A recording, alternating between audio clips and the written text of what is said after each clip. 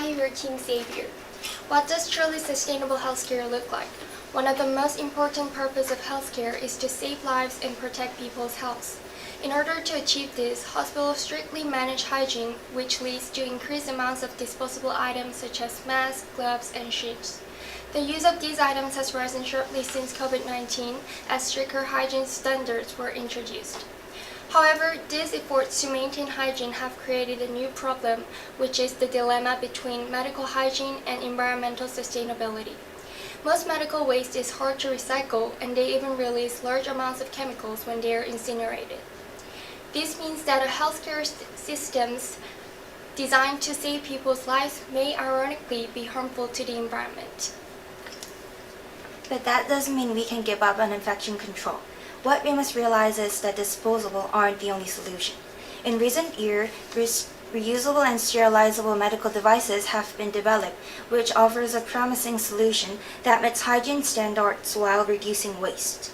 There are several countries that are investing in this kind of technology.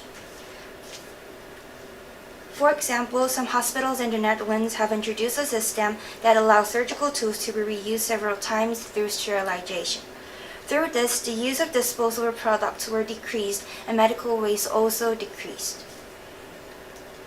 This report showed that it is possible to maintain hygiene while protecting the environment. However, this progress brings another ethical dilemma. Eco-friendly medical products cost a lot to maintain and develop, which makes it hard for small hospitals or developing countries to access this new eco-friendly technology. In other words, the attempt to create a sustainable environment might unintentionally increase the healthcare gap between rich and poor countries. So we're left with two difficult but important questions that must be dealt with. If healthcare systems that save people's lives harms the earth, is it truly sustainable? If eco-friendly healthcare increases inequality in access to healthcare, can we still call it sustainable? We think that the healthcare in the future must balance infection prevention, environmental protection, and social equity at the same time. In order to achieve this, support from the government, continued development in technology, and greater social awareness must take place at the same time. Only in this manner can we move toward truly sustainable healthcare. There already have been meaningful efforts to move toward truly sustainable healthcare across the world. For example, the National Health Service in the UK has launched Net Zero Surgery Initiative. Net Zero refers to achieving a balance between greenhouse gas emission produced and the emissions removed from the atmosphere. Hospitals are working from every angle to achieve net zero.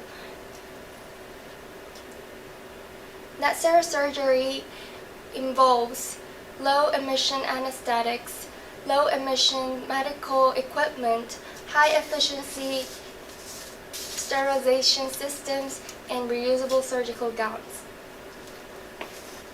Additionally, in Denmark and Germany, some hospitals have introduced medical waste segregation system, which makes it easier to recycle those that are not contaminated. Korea has also begun to show movement by developing eco-friendly products and medical equipment. In conclusion, sustainable healthcare isn't just about reducing waste. It is about ensuring the health of today and tomorrow's environment at the same time. What we need today is not just healthcare that just considers the environment, but the healthcare that both consider human and earth. If we all pay little attention to this problem and start practicing little efforts, we can move toward truly sustainable healthcare. We don't need to be a doctor or scientist to make a difference. Small actions like supporting eco-friendly items, raising awareness, or just talking about these problems can make a big difference.